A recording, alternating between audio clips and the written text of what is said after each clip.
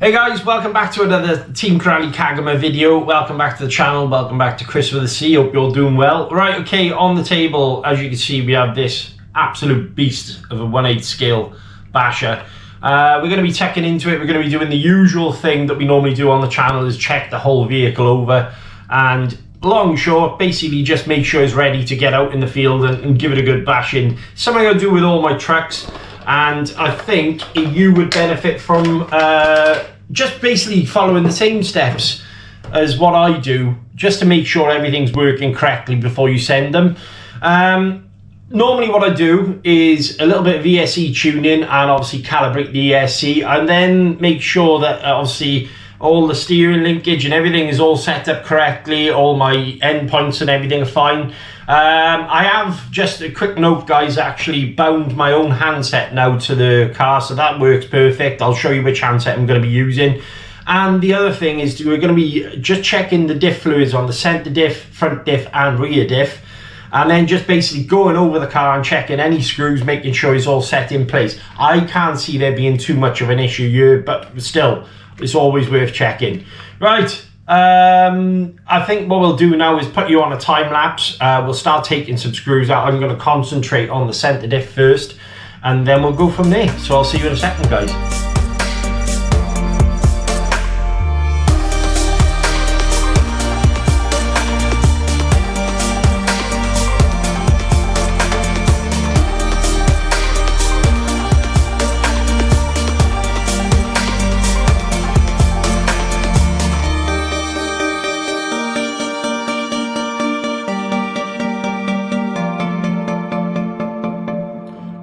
Okay guys, so just to mention here, the easiest way for me to access this center diff, alright, it was obviously to remove the top bracing. As you can see, we've got the plastic part that would sit on top, then we've got the actual diff casing, so that sits over like so. Funny thing is, it actually, on there you'll also have your pinion gear cover, so that would sit like so. Make sure obviously you're keeping all your screws tidy in one place. You know, obviously you're keeping inventory of all your parts then, but to get at your center diff, as you can see, and then all you would do is pull up like so. You've got this little piece of plastic that's holding it in there, and all you need to do then is just loosen off the center diff. There you go. Just remove that piece of plastic, and also your drive shafts. Now I normally leave the drive shafts in the car, and what we're going to do now is obviously check over your center diff, but very nicely machined straight away. I can note this. We've got 4 screws on top, 1, 2, 3, 4 to get into the diff itself, and I'll be honest with you, the diff feels really nice. Okay, so put you back on a time lapse a second. I'm going to put the diff on the table and we're going to start taking it apart.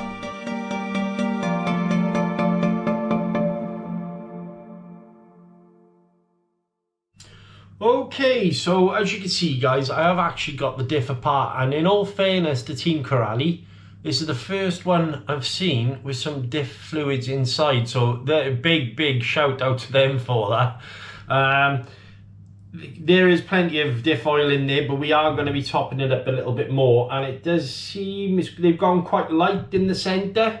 So what I might do is probably put 200 in the center, or I don't know, I'll try and work it out. I'll speak to my contact in Team Corally now and try and work it out. But overall, that is very nicely made. As you can see, this is the sprung steel center drive cup there.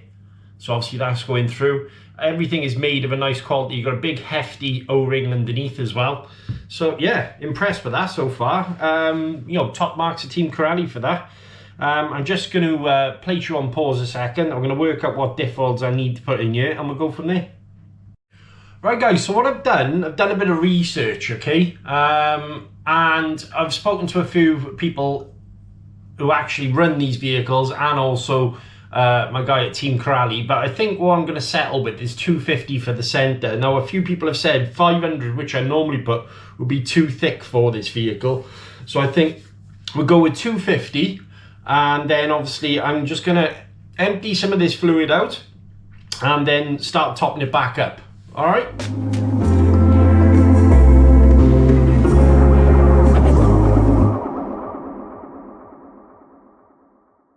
Okay, fun fact here guys, page 12 of the manual, and this is why I say always revert back to your manual. I'm just looking on what diff fluids they actually use from stock, and it does give you the directions on how to take the diff out as well, so it's really nice that they've done that.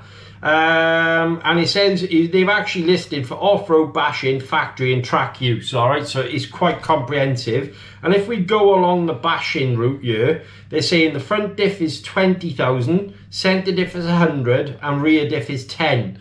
All right, so what I'm actually going to do with the center diff is just thicken it up by 100 instead of using my usual 500 in the center, just to basically give the car a little bit more traction but not lock it up too much. All right, so I'm going to go with 200.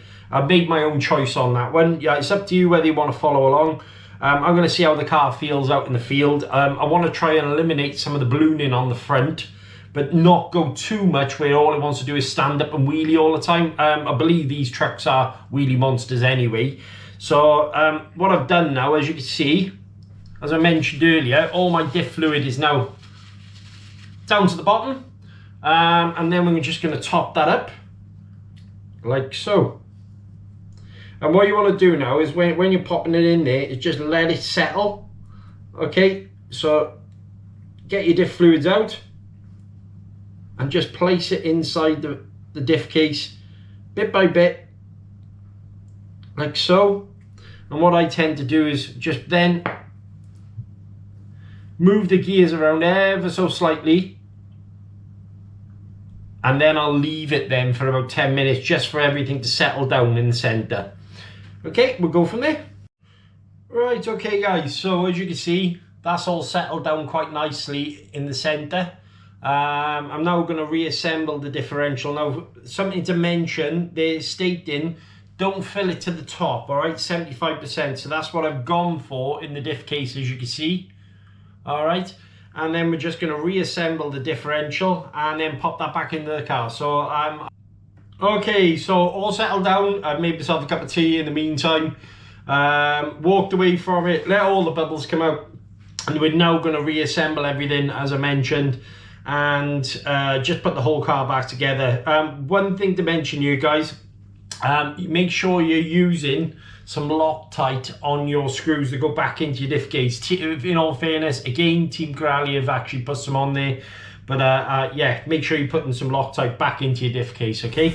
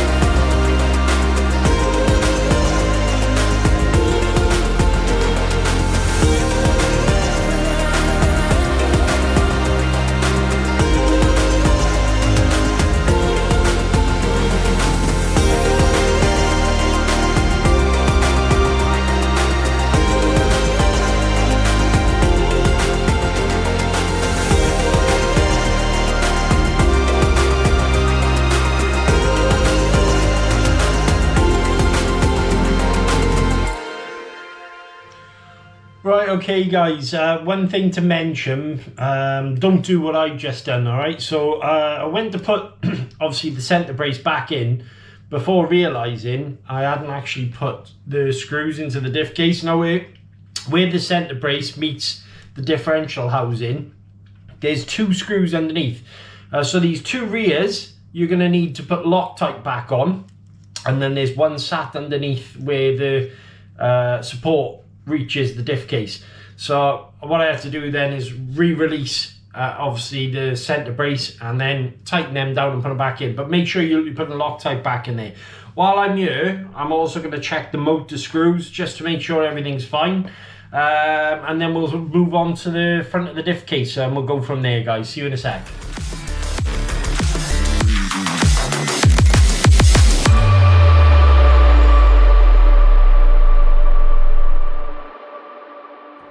Right, okay, so after checking the manual, to release the front of this diff case, what we're going to need to do is remove 2 screws. As you can see, I've removed them there. There's one there and one there. And then I've removed 2 screws from here. All right, and then that will actually lift down. Now, the only issue we do have is to get at the anti-roll bar, or the sway bar, as a lot of you will know. As you can see in there is a little set screw. Now, to get at that, we're going to need to remove these 2 screws.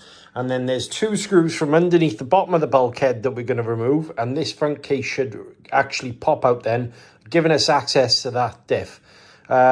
Remember the orientation of which the diff comes in and out as well, guys, okay? So that's quite important. Give me a second and I'll loosen it off for you now.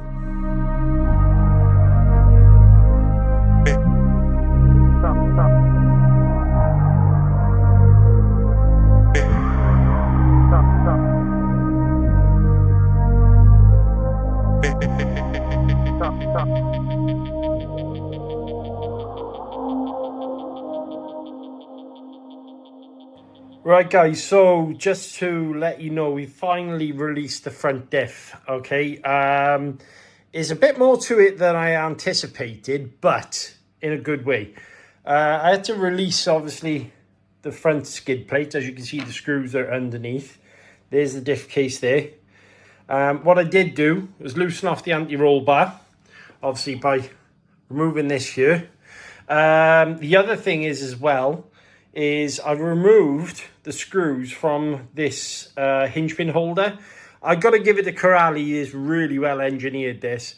As you can see, what they've done is they've got 2 screws coming from underneath and also 2 screws from the front. And basically just jiggled the diff cover out. Now what we're going to do is tuck into this diff, basically top up the fluids and go from there. Now, as you can see, underneath the vehicle, I did remove, obviously, all the screws. So there's a bit more to it than I anticipated, but in a good way. So I'm just going to crack on a sec and obviously remove the diff, and then I'll see you in a second. Right, okay, guys, so as you can see, they've still got the sprung steel diff cups on the front. Now, the one thing to mention, top marks them, is that it is shimmed out of the factory. Bearing in mind, obviously, this, if you're looking at the front of the car, would be the left-hand side, so remember. And I'm going to go with, so the factory diff oils, let me just get the piece of paper for you to show you. The factory diff oils actually say 20 on the front, 100 in the centre, and 10 on the rear. So I think what I'm going to do here, I'm going to go probably 30. I've done the 200 in the centre, and I'm going to go 20 in the rear. Just to thicken it up just ever so slightly. But yeah, it's quite light actually, to be honest, for a 6S car. But let's crack on. Hey guys, just a quick one. Obviously, when you're doing your differential case backup, I have actually topped this up now. Everything, all the oils are settled down. So we're going to go in a star pattern. We're going to go, let's say, top left, bottom right, and then top right, bottom left. And then just basically apply an equal force between the differentials and go from there.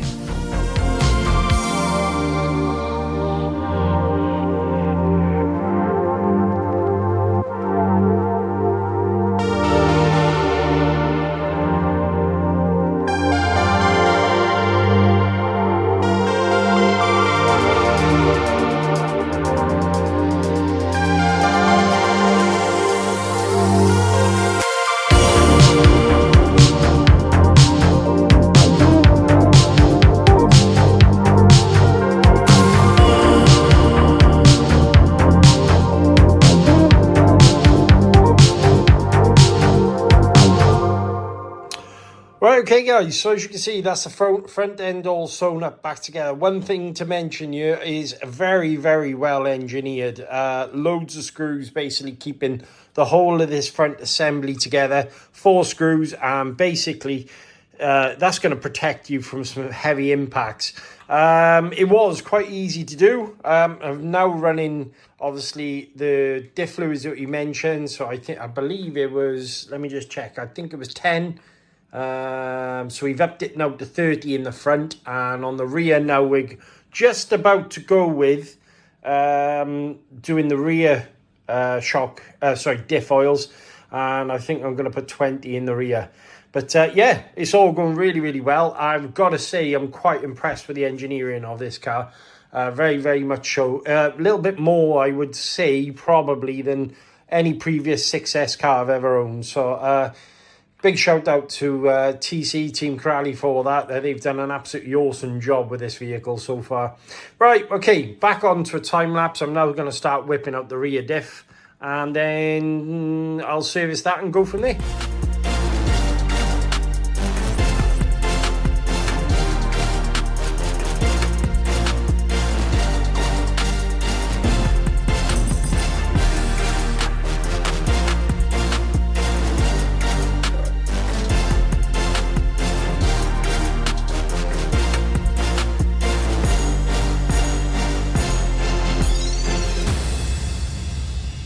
Right, okay guys, so that's the differential all back together. I've got to say, I'm really, really impressed with the quality of this vehicle so far. Some of the updates they've done to the vehicle are absolutely awesome. One of the key things I mentioned in my unboxing video was the hinge pin holders. I believe these are the HD hinge pin holders. But as you can see, what happens is they get captured from the front. Now, that's normal. On most 6S vehicles, you'll see screws mounted from the front of the hinge pin holder, but they've got these 2 screws that come up through the chassis as well. So this is basically going to be locked into place. Now, one of the things to mention that a lot of people are picking up on is the way the car is all put together on the rear of the car, and I'll show you in a second, is everything seems to be triangulated. There's 8 screws in total to get the diff out of the car, or to lock it in place. And you know, just some durability improvements over the previous vehicle, I think, are absolutely massive. I do believe this is a new diff case as well. Very much reminds me of one of my other cars. I'm not going to mention any names, but it was very easy to get in and out of. Obviously, there's the screws there. But yeah, so far so good. I'm really happy with this. Let's carry on and put the car back together.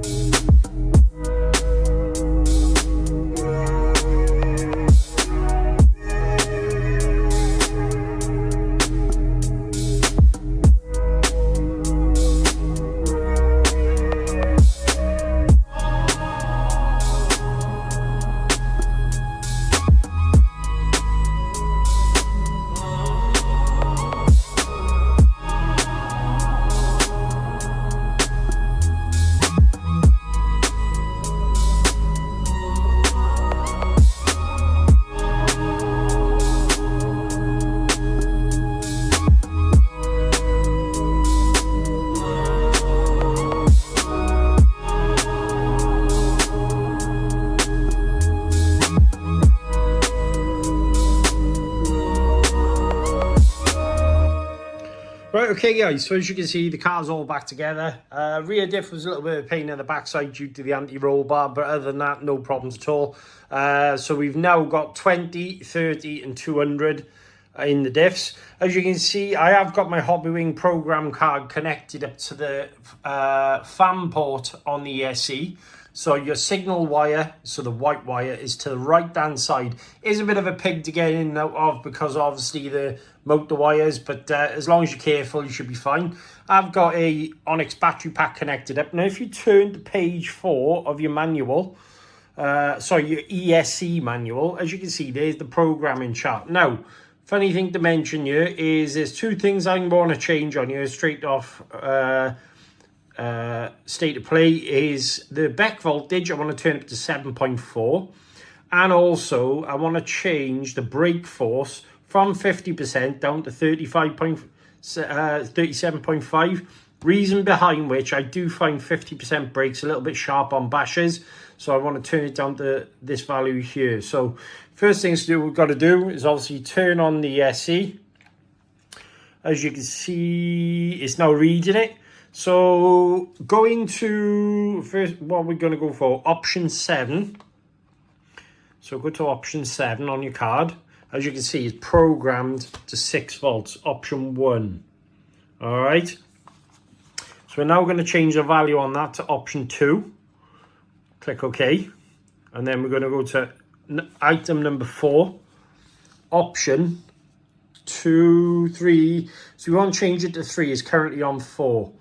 So as you can see, item number 4, we're going to change the value to, and as it does round robin, and then click OK. Now, should you want to change anything else, I normally leave everything else as standard, but you can change your punch mode. I'm going to leave it on the standard values for now and see how the car feels. Might turn up to level 4, we'll see. I don't really want to make this too wild because I already think this is going to be bonkers. Another weird thing to mention, mind, guys, even though this is based on a Max 8, is 185 amp ESC. So Max 8, I believe, is 150, whereas this has actually got more amperage available to it. So turn that back off now, because now all these are programmed, as you can see. Let's just check that the car has stored it. Turn it back on. Wait for the values. 1, 2, 3, 4. As you can see. So my Beck value now, so obviously the operating, so what that'll actually do for anyone who doesn't know, your fans will run at 7.4 volts and also your servo will then run at 7.4 volts. And the Variopop 25 kilogram will actually allow 7.4 volts. So you should get more torque and more speed. And also we've changed the brake force down to 37.5. So yeah. What I'm going to do now, guys, is I'm going to program the handset, the car to understand the handset. Now, I have actually tested it. Remember when I mentioned to you, I'm pretty sure this receiver in the vehicle. Oh, by the way, also make sure that you fitted your tube into your receiver box. That's quite important. You don't want your wire breaking. But I have actually got it programmed in there a second. What I now need to do is set my throttle calibration. Okay, so that's my endpoints, my neutral, accelerate and brake. Right guys, okay, so everything's all done on the vehicle. We've now set up obviously the Beck values and changed the brakes and everything on the ESC. What you want to now do is tell your vehicle, so obviously disregarding the handset because I am using my own, you now want to tell the ESC your neutral, your accelerate and your brake. So how you do this is by holding your finger down on the set button like so, and then turn the car on. You hear the beeps. We now click neutral, accelerate and brake. Now the car's now recognised your endpoints, so you've got no issues there. What you do need to remember though, guys, is you need your trim. Okay, so for example, on this handset, I can go to trim, channel 1, let's go to channel 2, which is obviously your accelerate. But there, you need to set to neutral. All right, so what I mean by that is set dead center on your standard handset. You don't want it turned up or down, because what it'll actually do is throw off your settings on your car then. But yeah, that was easy as that, guys. Let's talk to you up top now. Right, okay guys, so welcome back. The car's now ready to rock. I'm really happy with everything. I've got to say, I really am impressed with the quality of this vehicle, even down to the way the hinge pins are captured. The differentials were really easy to work on. I did have a little bit of pain in the backside, to be honest with you, with getting the rear anti-roll bar out of the way and getting this hinge pin holder back on. But that, my friends, is my fault, not anything to do with Team Corally. That's definitely because it was a new car and the way I was working on it was obviously just getting used to the way things come off the vehicle. ESC, all programmed, that's all ready to rock and roll. The back is now set, obviously, for the servo. I'm hoping that the servo is going to hold up quite... It seems promising. There's plenty of torque in there at the moment. If not, what we'll do is update the servo, but we'll see how that goes. I think this motor and ESC combo is going to be really, really powerful and, you know, very, very decent for the car as well. Overall thoughts are very, very good. I had high expectations for the vehicle and it hasn't let me down. So in any shape or form, I will give a big shout out to my friend Lucas for helping me get these reviews back together, and also getting the car to me. Team Corally, a massive honor for letting me do these for you guys.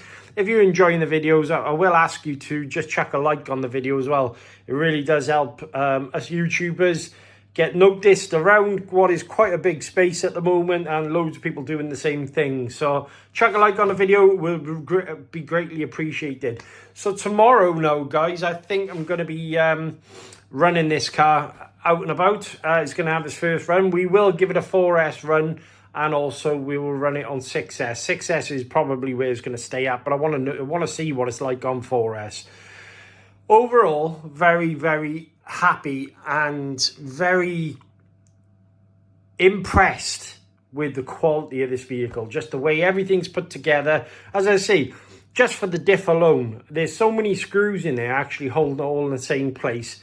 I can't see any bulkheads being ripped out or hinge pins. If I had a nasty crash, well, fair enough, I could kind of understand. But the sort of bashing that I do, I think it's going to be absolutely awesome. Anything that I would point out?